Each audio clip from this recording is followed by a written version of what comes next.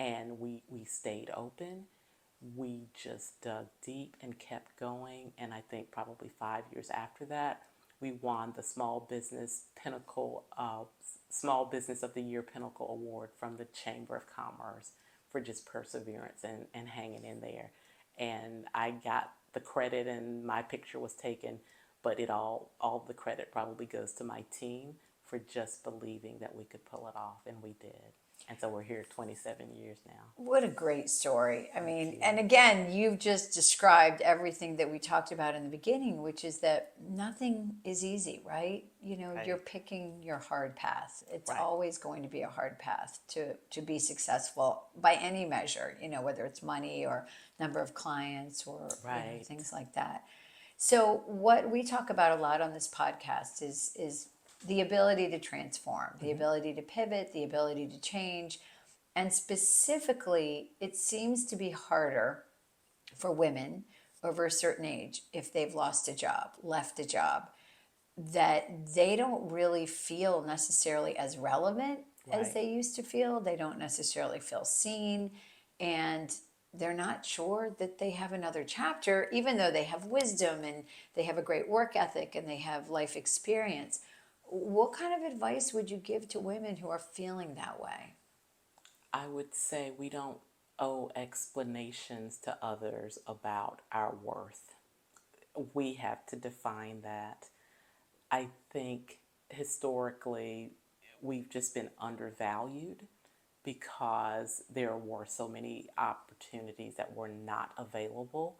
And even as the opportunities changed and laws changed and policies changed, I'm not sure mindsets did. But I mean, at some point you have to understand and embrace the fact that you are enough. And when people challenge your resume, well, what about this gap here? We have to help people understand and maybe educate people on the value of work, whether that work is within a home or outside of a home. I mean, some of the most talented people maybe never spent time in a conference room or a boardroom, but they have the creativity, they have the organization skills, they have the talent, the time management, the wisdom, the background, the education, and all they need is the access and the opportunity. And women often, we do each other a disservice by not rallying together and combining our strengths and our collective wisdom to be cheerleaders and supporters and mentors of each other. I think we could do a better job of reaching out and supporting each other because we understand what that path is. We understand what it is to be undervalued or underestimated when we are well qualified. For several years, 3 terms, I was president of the Women's Forum of North Carolina. And there was a phrase that we often reference is that you rarely find a man who says he's unqualified for something, even if he is, clearly. You And know, that because what is it, fake it till you make it, right? right.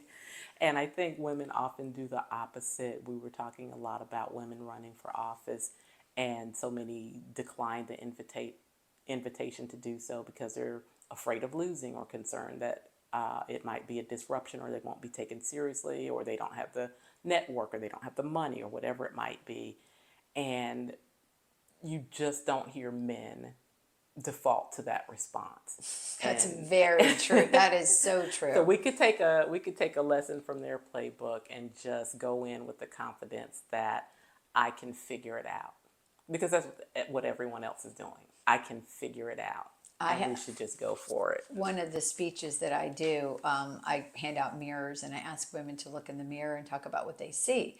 And most of us see our faults, right? You know, you see gray hair or you see wrinkles or, you know, maybe your face is a little bit asymmetrical. And I said, what do you think a man sees when he looks in the mirror? He says, I look good, right? And so I think that's kind of a shorthand to what you're talking about, which Right. is this cultural and societal mindset that we still have in 2024, which is Right. so unbelievable. So you have done a lot in your life already. You're still young in the 50 plus club. I'm going to say Thank that. You're a you. junior. You're a junior. You're 51. My early 50s. You're just entering this season of life. But I'm sure there's more you want to do. What's on your bucket list? Oh, wow. Well, I got to tell you, I just finished writing a PR, public relations writing textbook. Of course you did. And In your spare time, in my right? spare time. And that feeling is amazing. That's been on my list for probably 10 years. And a publishing company reached out to me during the pandemic. I actually almost deleted the email because I thought it was a joke. Right, And, right. and I was like, oh, they are serious. This is amazing. Oh, And so I've spent the past several years working on that, and it will be ready for the fall semester. That was a big one to check off my list. absolutely. Congratulations Thank on that. Finishing a you. book is a huge accomplishment. Yes, yes, I'm certainly thrilled about that. And I'm looking at expanding within the company my role in crisis communication. I am seeing that there's a greater need for people understanding how to respond when things go badly. And the number of social media outlets and platforms just giving more people more places to say horrible things to each other and make more mistakes. And in our line of work, we're seeing that brands are a little bit wary of what to say and what to do And how to do when it. and how Yeah. to do it, right? So I'm looking at the opportunities in crisis communication because that's an area that I specialize in also. Yeah, as a retired journalist, I can tell you, when you play the other side of a fight, when you're having an Right. argument with somebody, I do that at press conferences. I'll Right. say, oh, no, no, no, no. Why did you say that? Right. Why didn't you say this? And I think that's what crisis communications is. I'm like, no, no, no, that's not how you respond. That's not going to Right. work. So I would agree with you. That's a big area, especially with the proliferation of the online stuff. Definitely. Valerie, how can people find you online and follow you? Absolutely. Our website is globalprpros.com.